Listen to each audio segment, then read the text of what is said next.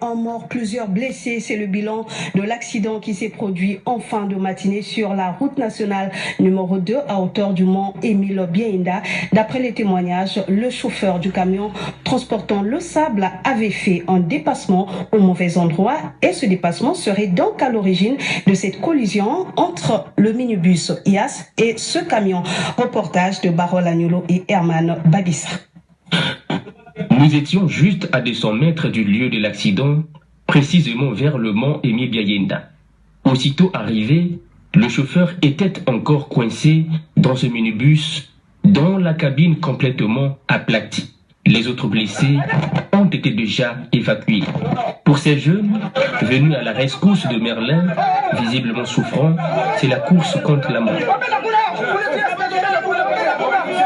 La tâche n'étant pas facile, ce camion a été utilisé pour tirer le minibus cabossé, afin de permettre à la population de secourir le chauffeur.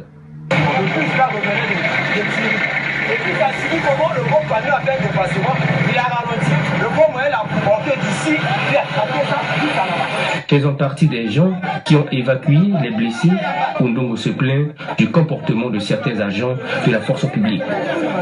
Et pourtant censés préserver des vies, surtout dans pareilles circonstances, ces policiers se sont transformés en caméramens. Il y avait une maman qui s'est déchirée la face.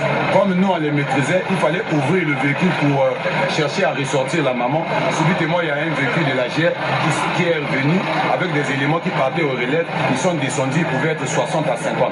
Ils n'ont pas pu secourir. Ils nous ont tapé jusqu'à me casser la dent. Nous, on vient ici pour soulever. Et ils sont partis. Le chauffeur coincé, c'est nous qui avions continué jusqu'à ce que vous veniez. On les a fait sortir. Se rendant au centre hospitalier universitaire de Brazzaville, où les accidentés ont été transférés, malgré l'interdiction de filmer, les nouvelles ne sont pas bonnes. Nous avons reçu des victimes des accidentés de ces produits à Djiri. Ils sont donc deux cas. Malheureusement, à l'arrivée, il y a une parmi les quatre qui est décédée et les trois autres sont déjà prises en charge par nos services des urgences. Et la décédée aussi a eu un trauma crânien. Le temps qu'elle est arrivée, quelques minutes qui suivaient, on a constaté que c'est un décès.